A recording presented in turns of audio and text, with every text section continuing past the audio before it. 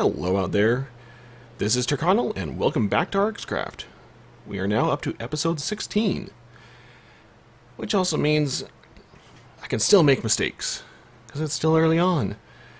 And in this case, I've had to throw out quite a bit of my recordings between the episode 15 and now, due to various technical difficulties, so I'm having to just cover everything really quick, so what you see will make sense. So as I said, quite a lot was been done, and I no longer have the video for it because it was bad, trust me. So we're just going to go around the corner here to start.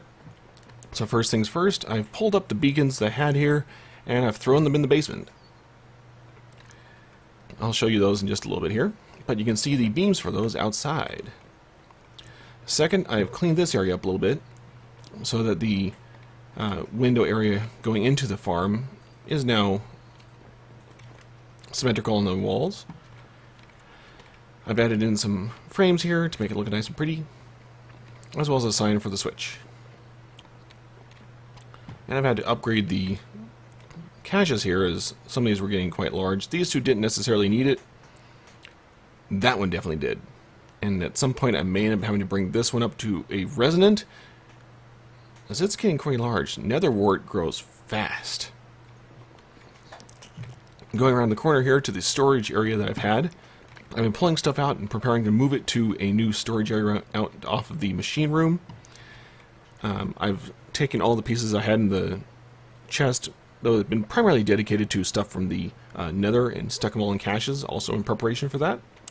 The few remaining pieces are in here. I've also done the same with wood. So a little bit of wood left, everything else has been put into caches. Coming down here, I finished cleaning up the refinery area. The gates I showed here in the last episode, I've had to make a couple of modifications to. The biggest one here was just basically making the buffer bigger. All of the tanks here have been upgraded to resonance, so now I've got a oil buffer of 3,072 buckets, not including what's in the ender tank. And I'll show that one here in just a little bit. And then, here's where I'm going to be putting the storage room. I've decided on going with a 2x2 door, so I'll be showing that in a little bit, as we're going to start building that out. Let's see. I've put all the BuildCraft stuff over here. As you can see from my last episode, I also stuck a different battery up here. The redstone energy cell, so now I've got 10 million RF, so I don't shoot through it quite as quick. Over here in the corner, I've given myself a obsidian generator. So I've got an igneous extruder linked up with the reservoir down there. And since Am already had a lava pump out in the nether, I stuck an ender tank with the color code for that, so now I've got lava running in here. So if I need obsidian, there it is. And as you can see, I've got quite a bit in here already.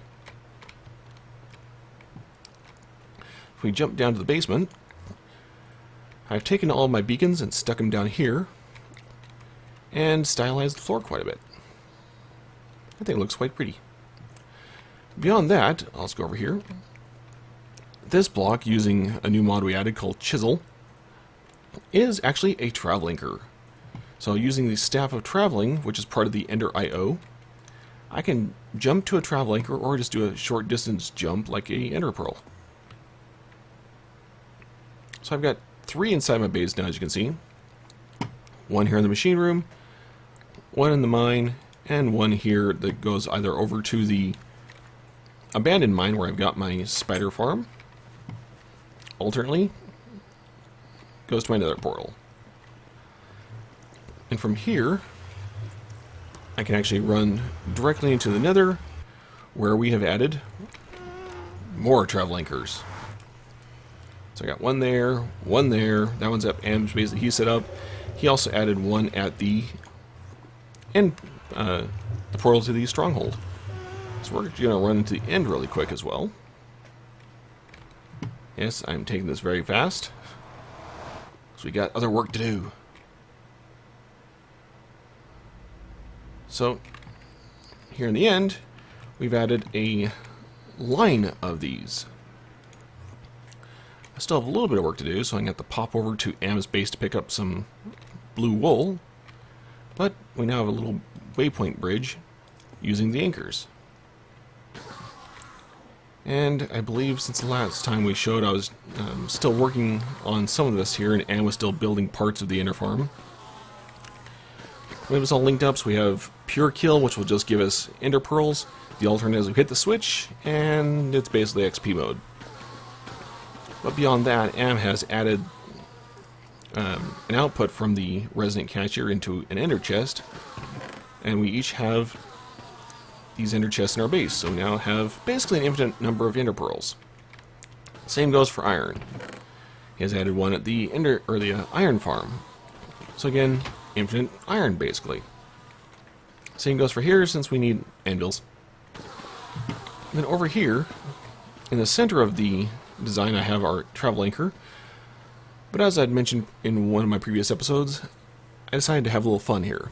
So now we have a floor stylized like, at least as close as I can get to an ender pearl using wool.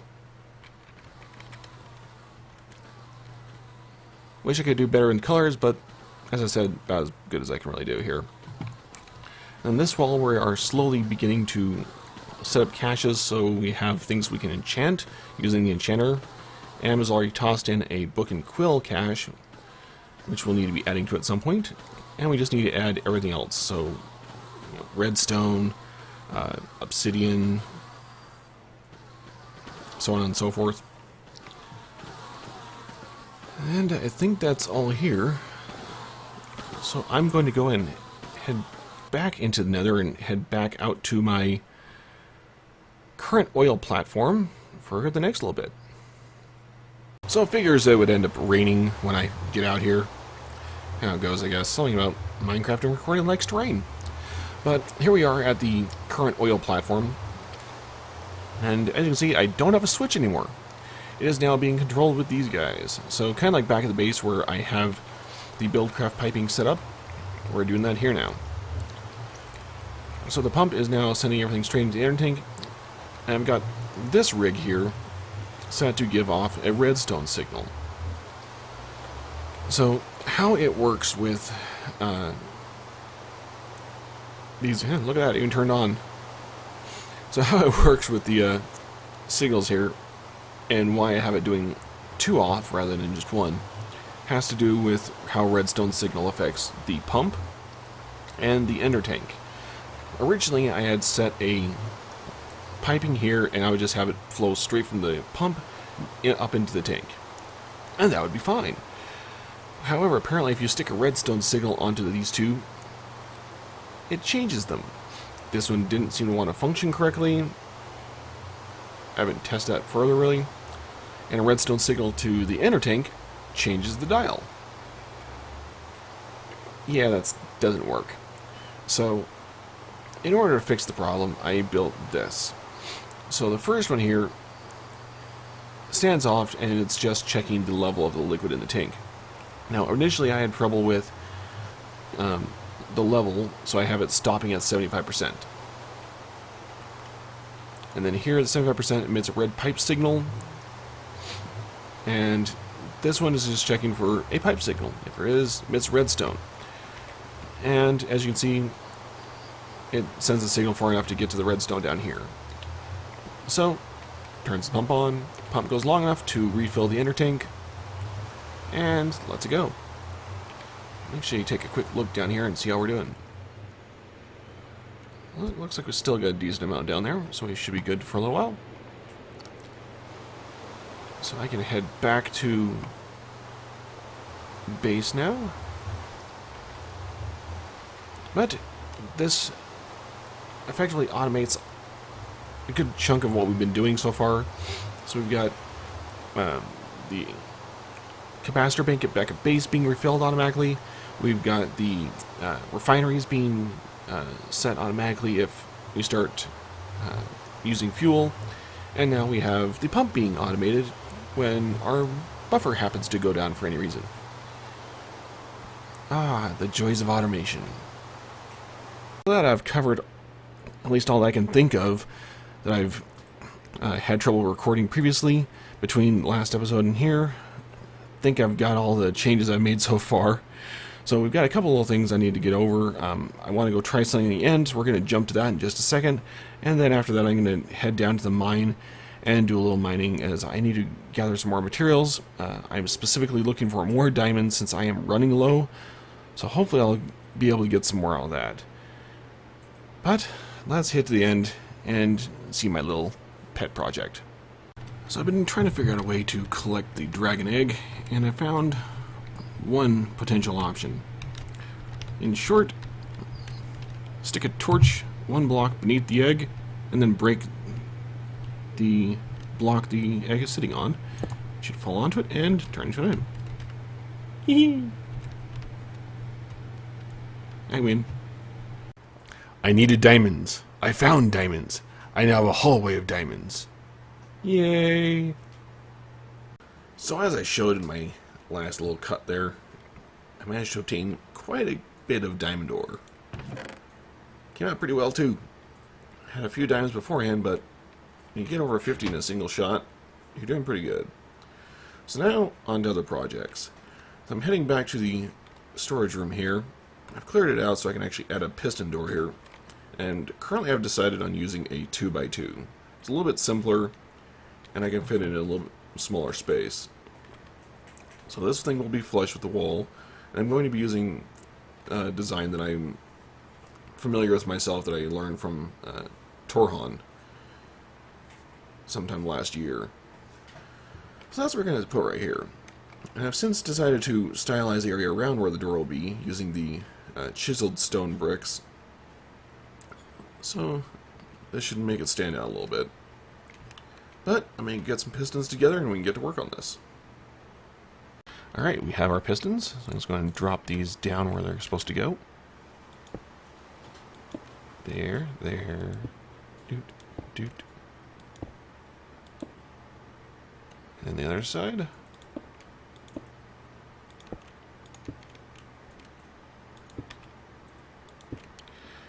Alright, now for the doors themselves, oops, over here, there. Using a different type of appearance iron block. These ones look like they have gears on it. Thought it would fit for the door.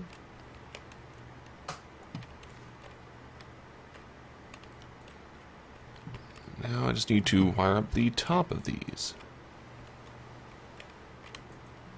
Alright.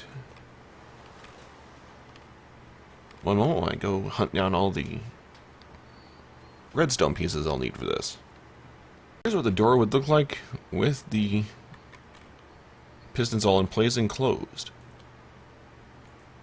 I think that works out. So now I just gotta finish wiring this thing up. And we'll have that ready to go. So I decided to break over to my creative world so I can do a little fiddling. As I was trying to decide how best to build this thing, because I have the old style, you know, the original format that I got from Torhan. And then I decided I could probably do it with some of the mods as well. So I did. Added some of the insulated redstone conduits to run the wiring, so I don't have to worry about a whole lot except for the timing, which is now provided by the repeaters here. So these guys are set at 2 ticks. So I can just come over here, hit my lever, door closes, hit it again, door opens. And these guys are just providing the timing to make sure they retract after that turns off. Yeah, that'll do. Now I just need to add or decide whether I'm going to do a timing mechanism or not. Alright, the door is done. I've got all the blocks in place, and I've actually gone in to start stylizing things. So you can see here that I've begun work on the floor. I'm using some of the chiseled iron blocks mostly here with a little bit of gold. Still working out how I'm going to do the sides in between these purple moon blocks. Not quite sure yet. And I've used some different colors or a different style of stone on the inside. Again, more chiseled stuff. And now I'm laying out how to do my sorting. So I haven't decided if I'm going to have the blocks all the way up to here or if I'm just going to leave them right here. I know at the very least I'm going to leave this block right here open, so I'll have a little bit of a pathway here, so I can basically come in behind the piping and tinker if absolutely necessary. But there it is. So how this is all set up to work, it's a 2x2 area door that makes it flush with the wall outside. I'm just actually going to jump into the center here.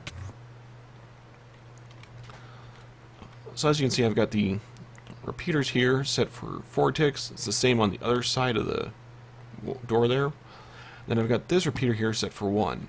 That repeater is necessary to just make the timing work so that this allows the inner pistons, which flush with the wall, to retract in time for them to be pulled back. Without this repeater, it doesn't do it reliably. And you can see I've got the redstone conduits running all over the place to line or run up into everything. So when you don't see it, everything looks like it's flush with the wall, hides the conduits, and just makes it all look well, and simplifies the redstoning since I don't have to worry about standard redstone to bring it out. So it saves me space. And then down below, if I aim right about here, there we go, you can see the redstone and how everything works below this. So that is the line coming in from the inner pressure plates. This is the line from the outer pressure plates in the machine room. I've got a button here in case I need to test anything from below, such as the timer here. Then all this is running into a T flip-flop right here, and then sets my single point timer. So, simple redstoning, but that's how it works. Again, this is based upon a design that I got from Brandon Torhan, and I'll link to his video that he posted, I believe it was sometime last year, on how that's put together. But I'm going to go down to my mine and I keep hitting that button when I jump out like that. But I'm going to run down to my mine and play with my beacons, as I apparently am doing something wrong down there. So I'm back down to my mine, playing with, and as I said, I needed to play with my beacons, as after talking with Am, watching other videos and so on, I keep hearing about Haste 2, and I didn't see Haste 2 when I was looking at my buffs. Well, now I do. As it turns out, I hadn't really paid attention to how beacons work, and since this is the first time I've ever really used beacons, it's still fairly new to me. And what I ended up learning is to do with the secondary power box here. So I thought it was, you had regeneration and it showed you just, you know, the basic power here. What I wasn't paying attention to is what it shows when I'm hovering over here, which it says Haste 2. Meaning you can choose regeneration or the second tier of the power. So I was only getting Haste 1. So now I've changed the Haste to Haste 2, so now I've got Speed 2 and Haste 2. Strength, I don't care about so much, I kill everything pretty quick anyway. And so that one's giving me regeneration. But it means now I get to play with Haste 2. And for what I'm seeing, I should be able to just blow through walls, such as, meow, wow, meow, like that. Yeah, this is going to be fun to play with. So, no problem fixed. So we've got another big project. In this case, we're doing a witch farm. So taking a break from my normal work, I came out here to help Amaros with this. And right now I'm adding a little bit of a design here to the top, so when you're below, you'll end up seeing this. And I'm just having a little fun. We're sticking a Triforce in here. And then Amaros has begun getting the rest of this all put together. So we got our redstone platform here, which will be shown off at some point in time. But I'm going to get this all drawn out here and be back. Alright, the outline for this thing is complete, so now I just need to get more gold to fill it in. Which means I gotta make a trip to the gold farm, since we don't have any other easy way to get it. So, I'll see you in a bit, after this has been filled in. At least for my current part of the project, there is our Triforce. It's about as centered as we can get it, considering how big it really is compared to the rest of the platform up here. But from above, it's not going to matter, unfortunately. It's only going to matter from below. So if I jump down here, this is the way we're going to be seeing it when we see it. So it's more just a thing to be there, since the top we're going to have to line anyway to prevent spawning. So now I get to cover it over. Very sad. Oh well, back to work. Well, since the roof of this thing has to be half-slabbed in order to prevent mob spawns, there's my half-slabbing work. I still got my Triforce on top. So, Am has been killing himself in interesting ways and has to now make a second trip out here to the Ender Farm. We're going to have a little fun based on a comment he made. I came prepared. There. I think that'll do for now. But that is all the time I'm going to be able to give for this episode. Next time we will be moving into the storage room to get that a little bit more dug out and start getting in the new caches for everything, moving in like all the wood, stone, dirt, etc. And so we can get all that going next. But I hope to see you next time. Thank you for watching. Please hit like if you enjoyed the episode. Subscribe if you want to see more of our little adventures here. This is Terkanil, signing off.